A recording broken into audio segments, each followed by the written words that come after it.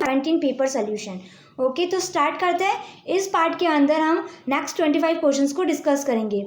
तो 2019, 18 and 15, okay, ये तीनों पार्ट्स हो चुके हैं सॉल्व। तो अगर आपने नहीं देखा देन प्ले लिस्ट में जाके चेक कर लेना। अब जो नेक्स्ट पार्ट होगा मैं 2014 पेपर सोल्यूशंस बनाऊंगी। ओके, तो वो भी आप देख लेना। एग्ज़ाम से पहले मीन्स आप मेरी पूरी कोशिश है कि जितना हो सके आपको पेपर सॉल्यूशंस प्रोवाइड करवा सको। ओके नाउ, तो अगर आपने मेरे चैनल पे फर्स्ट टाइम विजिट किया then please subscribe my channel.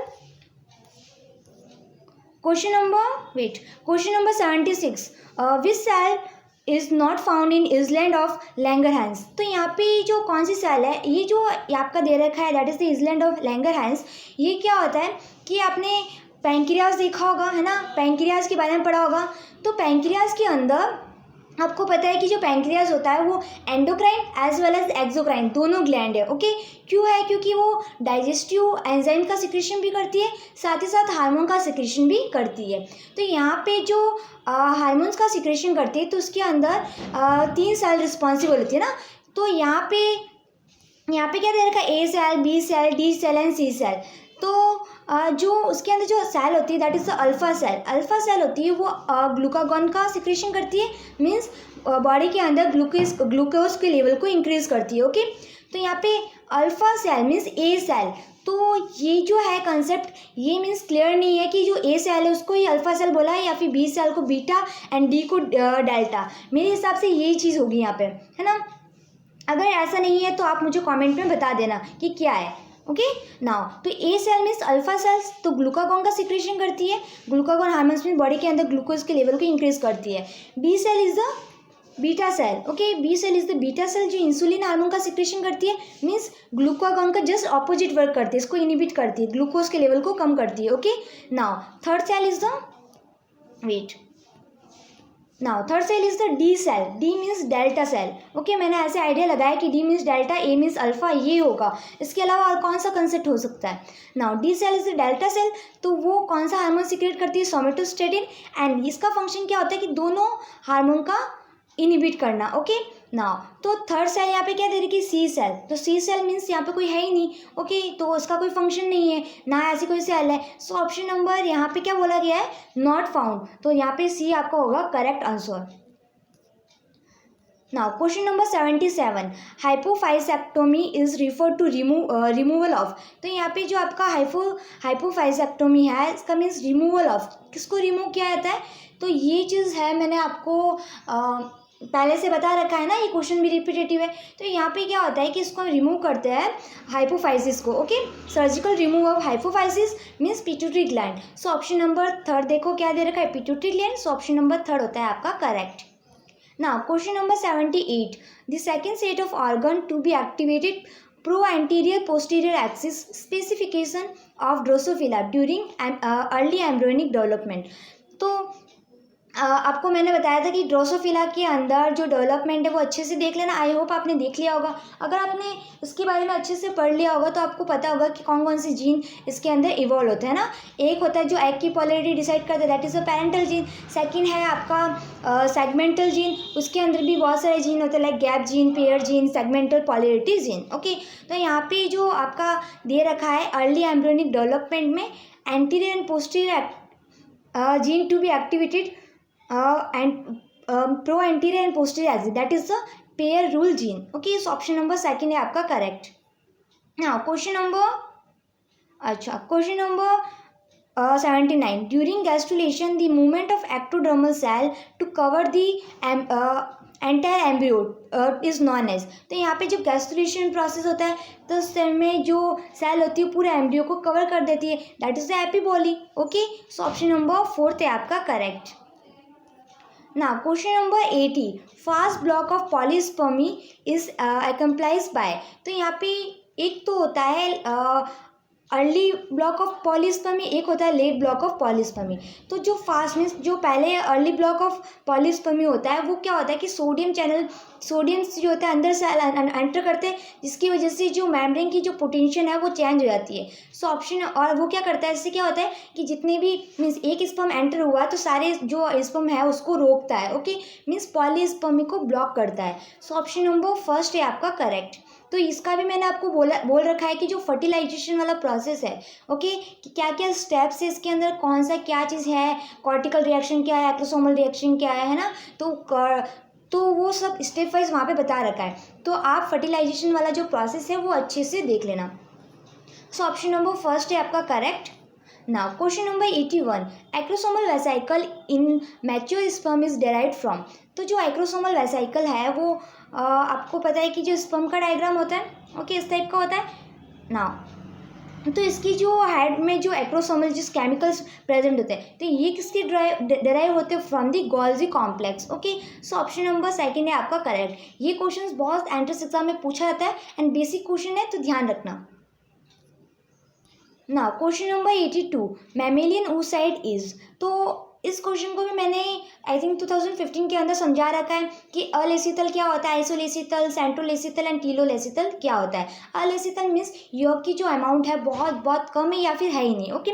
आइसोलेसितल means थोड़ी सी ज़्यादा है, ओके। फिर सेंट्रोलेसितल जो भी यॉक है वो सेंटर में है। ये जो सेंट्रोलेसितल है आपको इंसेक्ट के अंदर मिलेगा, ओके, ध्यान रखना। तो इसके अंदर जो क्लीवेज होता है, अगर यॉक की अमाउंट अगर यहाँ पे ज़्यादा है तो क्लीवेज कैसे होगा, सुपरफेशियली मीन्स साइड से होगा। तो ये जो होता है वो इंसेक्ट के अंदर होता है, तो ध्यान रखना, ये भी पूछा गया है, ओके। नाउ टीलोलेसितल के बारे में पूछा गया है एक बार कि यहाँ पे जो यॉक की जो कंसनट्रेशन है बहुत ज़्यादा होती है, ओके। मैक्रोलेसितल भी बोलते हैं उसको। नाउ सो यहाँ पे मैमेलियंस oocyte है उसके अंदर आइसोलेसितल होता है, ओके। इस ऑप्शन नंबर उसको होमोलेसितल भी बोलते हैं क्योंकि जो यॉक की कंसंट्रेशन है वेरी लिटिल है एंड पूरी यूनिफॉर्मली डिस्ट्रीब्यूटेड है, ओके। तो ये आपको किस किस के अंदर मिलेगा, ये मिलेगा आपको echinoderms, amphioxus and mammals. So option number आपका होता है second correct. Now question number 83, a transparent model system which, okay, model system which revolutionized study on the development biology after Drosophila is. तो आपको पता है कि ड्रोसोफिला क्या एक मॉडल ऑर्गेनिज्म है जिसके ऊपर स्टडी करके, क्योंकि इसकी लाइफ साइकिल कम होती है एंड इसके ऊपर स्टडी करके मीन्स बहुत सारे जीन का पता लगाते हैं, बहुत सारी एक्टिविटीज़ करते हैं। तो एज ए हमारे लिए ये एक मॉडल ऑर्गेनिजम्स है। तो इसके बाद सेकेंड मॉडल ऑर्गेनिजम्स कौन है, वो है आपका C elegans, okay. So option number third है आपका करेक्ट। तो ये भी मैंने आपको बोल रखा कि कौन कौन सा प्लांट के अंदर मॉडल कौन सा होता है एंड एनिमल्स के अंदर कौन सा मॉडल ऑर्गेनिज्म होता है, वो ध्यान रखना। तो मैमेलियन जीनोम के अंदर यहाँ पे हॉक्सिन दे रखा है, ओके। जो हॉक्सिन होता है वो 4 होता है, A B C and D। तो that is the option number second है आपका करेक्ट। ये क्वेश्चन अगेन डेवलपमेंटल बायोलॉजी से पूछा गया है। Now question number 85, in mammals the primary sex is not determined by. अब बताओ कि सेक्स का मीन्स होता है क्या, मेल एंड फीमेल, ओके। तो कैसे डिटरमाइन करेंगे, तो XY होगा तो फीमेल होगा, सॉरी मेल होगा, एंड XX होगा तो फीमेल होगी, XY होगा तो मेल होगा, ओके। तो श्योर सी बात है कि ये जो सेक्स किसके ऊपर डिटरमाइन कर रहा है, ये वाई क्रोमोसोम की प्रेजेंस और एब्सेंस की वजह से पता चल रहा है ना। अगर X होगा इसमें X होगा इसमें X होगा तो हमें कैसे पता चलेगा ये मेल होगा या फीमेल होगा, उसकी वाई क्रोमोसोम की प्रेजेंस एंड एब्सेंस की मीन्स। तो यहाँ पे क्या लिखा है, नॉट डिटरमाइन बाय, किसके थ्रू डिटरमाइन नहीं होगा, तो वो एक्स ऑटोसोम रेशियो की वजह से डिटरमाइन नहीं होगा, क्योंकि अगर एक्स होगा मेल या फीमेल के अंदर हमें कैसे पता चलेगा ये मेल है या फीमेल है ना। Now so option number first है आपका incorrect, so option number first हुआ आपका राइट, ओके।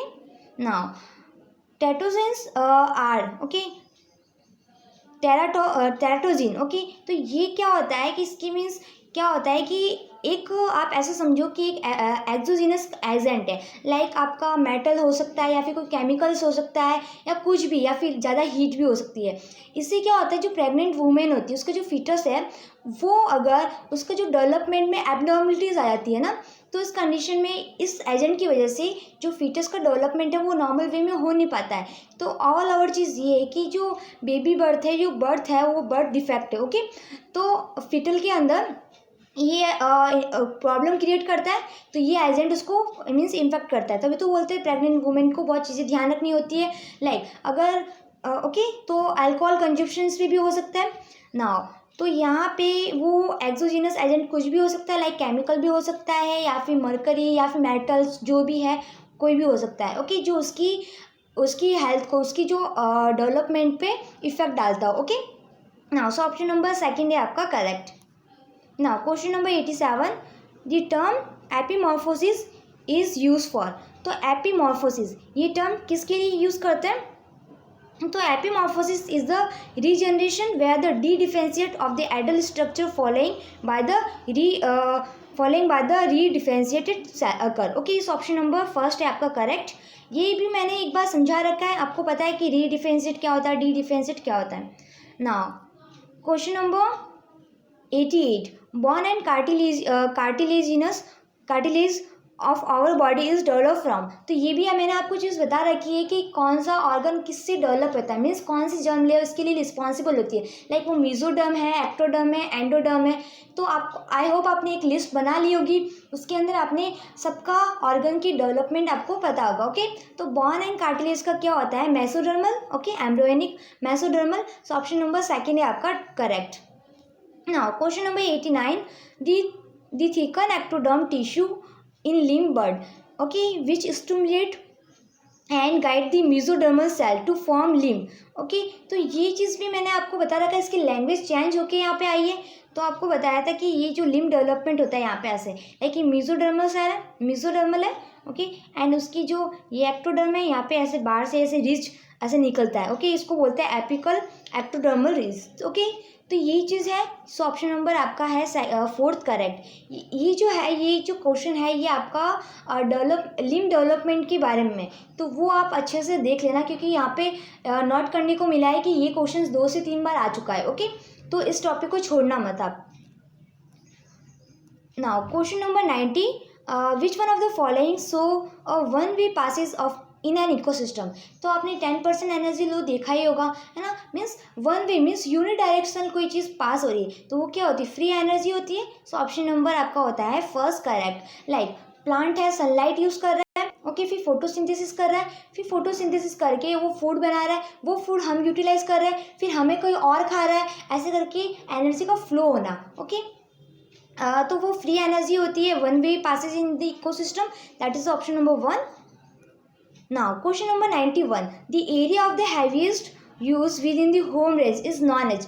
ऐसा एरिया जो हम heaviest यूज़ करते हैं, होम रेंज का मीन्स क्या होता है कि लाइक मैं हूँ, ओके, मैं यहाँ से लेके दिल्ली तक जा सकती हूँ, तो यहाँ तक जहाँ से मेरी कैपेबिलिटी है जाने तक, वो मेरा क्या हो गया? होम रेंज हो गया। ओके ना, वहाँ उस एरिया के अंदर मैं सेफ रहूँगी, ये भी चीज़ होनी चाहिए। तो वो जो एरिया होता है that is the known as the core area. Okay ना, अगर फॉरेस्ट की अगर बात करें तो फॉरेस्ट का जो होता है उसके अंदर कोर एरिया क्या होता है? अगर फॉरेस्ट के टर्म में बात करें तो वो इस टाइप का एक साइकिल होता है, इस टाइप के सर्कल्स होते हैं फॉरेस्ट वाला। तो इसके अंदर जो कोर एरिया होता है वो इनर मोस्ट होता है, वहाँ पे किसी भी ऑर्गेनिज्म, किसी की भी एंट्री नहीं होती, वहाँ पे ओनली प्लांट एंड एनिमल्स का कंजर्व होता है। Okay, now question number 92, acid rain is due to increase in atmospheric concentration of. तो एसिड रेन ये बहुत छोटी क्लासेस में हम पढ़ते हैं कि जो पहली बारिश होती है वो एसिड रेन होती है। ओके, क्यों होती है? देखो, आपको पता है कि एनवायरनमेंट में कितना पॉल्यूशन है। जैसे पॉल्यूशन होता है तो एनवायरनमेंट में SO2 एंड NO2 की कंसंट्रेशन क्या हो जाती है? हाई हो जाती है। इस वजह से क्या हो, जैसे पानी बारिश है, बारिश में क्या हो? वाटर ड्रॉपलेट आएगी। ओके, एनवायरनमेंट में क्या? ऑक्सीजन है, एंड पॉल्यूशन की वजह से जो SO2 है, NO2, इनकी भी कंसंट्रेशन हाई हो गई।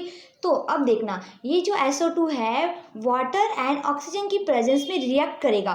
ओके, वाटर कहाँ से आया? बारिश से आया। ओके, तो बारिश से वाटर एंड ऑक्सीजन की प्रेजेंस में रिएक्ट करके वो सल्फ्यूरिक एसिड बनाएगा एंड नाइट्रिक ऑक्साइड बनाएगा। अगर ये जो सल्फर डाइऑक्साइड अगर रिएक्ट किया तो बनाएगा सल्फ्यूरिक एसिड। अगर अगर नाइट्रिक ऑक्साइड, अगर ये नाइट्रोजन डाइऑक्साइड अगर रिएक्ट करता है तो वो नाइट्रिक एसिड बनाता है। ऑल ओवर चीज़ क्या है कि ये जो SO2 है या फिर NO2 है वाटर के साथ रिएक्ट करेगा। वाटर कहाँ से आएगा? बारिश से आएगा। ओके, एंड प्लस ऑक्सीजन के साथ जब ये तीनों रिएक्शन करते हैं तो वो बनाता है sulphuric acid and nitric oxide. अब देखो, बारिश हुई, जैसे एनवायरनमेंट में SO2 प्रेजेंट थी, है ना, बारिश एनवायरनमेंट में SO2 प्रेजेंट थी एंड बारिश आई। ओके, तो ये रिएक्शन की, दोनों रिएक्शन करके सल्फ्यूरिक एसिड बनाए एंड ये कहाँ पे जाएगी? ये जाएगी अपनी सॉइल के अंदर एंड सॉइल की फर्टिलिटी क्या होगी? लॉस हो जाएगी। ओके, तो ये चीज़ होती है। एंड अगर ये भी चीज़ बोला जाता है कि पहली बारिश में स्नान नहीं करना चाहिए, नहाना नहीं चाहिए। क्यों नहीं नहाना चाहिए? क्योंकि अगर ये एसिड आपकी स्किन के ऊपर गिरेगा तो आपको स्किन कैंसर या फिर बहुत सारे स्किन इन्फेक्शंस की प्रॉब्लम हो सकती है। तो ध्यान रखना चाहिए कि हमें पहली या दूसरी बारिश में नहाना नहीं चाहिए। ओके ना, फिर थर्ड फोर्थ बारिश में क्यों नहाना चाहिए? क्योंकि एनवायरनमेंट क्लीन हो चुका है, क्योंकि एनवायरनमेंट का जो भी पॉल्यूशन है SO2 NO2 वो एनवायरनमेंट में अब नहीं रही, क्योंकि वो वाटर के साथ रिएक्शन कर चुकी है। Okay now, so option number 4 है आपका correct. Now question number 93, which one of the following is correct sequence in food chain? तो फूड चेन की जो करेक्ट सीक्वेंस है वो कौन सी है? तो थर्ड ऑप्शन में देखो, फाइटोप्लैंक्टन, जूप्लैंक्टन, फिश। आपको पता होगा फाइटोप्लैंक्टन पे कौन फिट करता है? जूप्लैंक्टन। एंड जूप्लैंक्टन पे कौन फिट करता है? स्मॉल फिश पे कौन फिट करेगा? Large fish. तो ये साइकिल आप अच्छे से लर्न कर लेना। ये नॉर्मल फूड चेन होती है, ये एक्वाटिक फूड चेन है। ओके तो ये आपका आंसर है, that is option number 3 correct. Now question number 94, the second trophic level in lake ecosystem is? तो सेकंड ट्रॉपिक लेवल, तो अभी देखा आपने फाइटोप्लैंक्टन, फिर उस पर जूप्लैंक्टन करता है, फिर स्मॉल फिश, फिर लार्ज फिश। ओके तो सेकंड पूछा गया है, तो सेकंड ये रहा। तो कौन है? जूप्लैंक्टन है। सो ऑप्शन नंबर आपका होगा second correct. Now the Tajmahal of the threaten due to effect of? अब पता है कि ताजमहल पे बहुत सारे इफेक्ट कर रहे हैं कि ताजमहल क्या है? मार्बल से बना होता है। अब मार्बल तो जो भी एटमॉस्फेरिक लाइक सल्फर डाइऑक्साइड, इस पर भी एसिड रेन इफेक्ट करती है, ध्यान रखना। सल्फर डाइऑक्साइड है ना, नाइट्रोजन डाइऑक्साइड अभी बताया, SO2 NO2, ये जो एसिड रेन होती है वो ताजमहल पे बहुत ज़्यादा इफेक्ट पड़ती है। क्योंकि जो कैल्शियम है, ध्यान से सुनना, जो कैल्शियम कार्बोनेट है लाइक वाइट मार्बल है। ओके ये कैल्शियम कार्बोनेट इसके वाटर के प्रेजेंस में फिर रिएक्ट करके ये जो सल्फर डाइऑक्साइड ये सब रिएक्ट करके क्या बनाता है? कैल्शियम सल्फेट बनाता है, कैल्शियम सल्फेट या फिर कैल्शियम नाइट्रेट। तो इस कंडीशन में जो मार्बल होता है उस पर इफेक्ट पड़ता है। ओके इस ऑप्शन नंबर आपका 4 है करेक्ट, क्योंकि सल्फर डाइऑक्साइड दे रखा है, सल्फर नाइट्रोजन कहाँ दे रखा है? नहीं दे रखा है। एंड हाइड्रोजन सल्फाइड भी कहीं नहीं दे रखा है। Okay now question number 97, Miname disease in Japanese was caused by through the pollution of water। कि किसके थ्रू होती है? ये मरकरी वाटर के अंदर मीन्स मरकरी पॉल्यूशन की वजह से होती है। सो ऑप्शन नंबर 1 है आपका करेक्ट। ये भी क्वेश्चन रिपीटेटिव है। Okay now an inventory of the all the behavioural pattern of the species is known as. तो यहाँ पे आपको पता है कि जो भी बिहेवियल पैटर्न है ना, लाइक तो हमें पता है कि एनिमल बिहेवियर की स्टडी करना क्या होता है? That is the ethology. And यहाँ पे ये पूछा गया है, species known as the pattern of the species known as the, that is the ethogram. Okay तो ऐसे भी आप हिंट लगा सकते थे। सो ऑप्शन नंबर 1 है आपका correct. Now question number 98, innate behavior pattern that is the stereotype spontaneous and the independent of immediate control है ना। तो ये इज कॉल्ड, तो उसको बोलते हैं हम फिक्स एक्शन पैटर्न। आपको पता है फिक्स एक्शन से पैटर्न भी मैंने आपको समझा रखा है क्या होता है ना। तो वही चीज़ वापस दोहराना, और ये चीज़ होती है वो जीन के कंट्रोल में होती है, ऑटोमेटिकली नहीं होती है ना। तो ये जो फिक्स एक्शन पैटर्न है लाइक जो वो वैसा काम करेगा वो उसको एडेप्ट नहीं करता है ना, उसको पेरेंट्स के थ्रू नहीं आता, वो नेचुरली उसका ये चीज़ एडेप्ट हो जाती है। That is the fix action pattern. ना option number 1 correct. Now, question number 99, a biological rhythm of about 24 hours duration is known as। तो ये भी चीज़ मैंने बताया था कि 24 आवर्स आई थिंक 2015 के पेपर के अंदर, तो that is known as a circadian rhythm. So option number 3 है आपका correct. Now question number 100, the relatively persist waning of the response that result from repetitive presentation that are not followed by any form of reinforcement is known as। okay that is the means अगर किसी का force नहीं means उस काम के लिए आप क्या हो गए? हैबिचुअल हो गए, तभी तो आपको कोई फोर्स नहीं करेगा ना। सो ऑप्शन नंबर आपका होगा 3 करेक्ट। ओके नाउ तो इस वीडियो के अंदर हमने टोटल 100 क्वेश्चन डिस्कस कर दिए। जो नेक्स्ट पार्ट होगा मीन्स क्वेश्चन कितने आते हैं 120 आते हैं, तो 100 सॉल्व हो चुके हैं। नेक्स्ट पार्ट के अंदर हम 20 क्वेश्चंस को सॉल्व करेंगे। ओके, तो मेरी कोशिश पूरी है कि आपका जितना हो सके एग्ज़ाम से पहले 2014 एंड 16 भी सॉल्व करा लूँ। तो अभी मैं 2016 स्टार्ट करूँगी। Okay, so thank you so much. और अगर आप मुझे टेलीग्राम ग्रुप में ज्वाइन करना चाहते हो तो @कावेज अकेडमी मेरा टेलीग्राम ग्रुप है।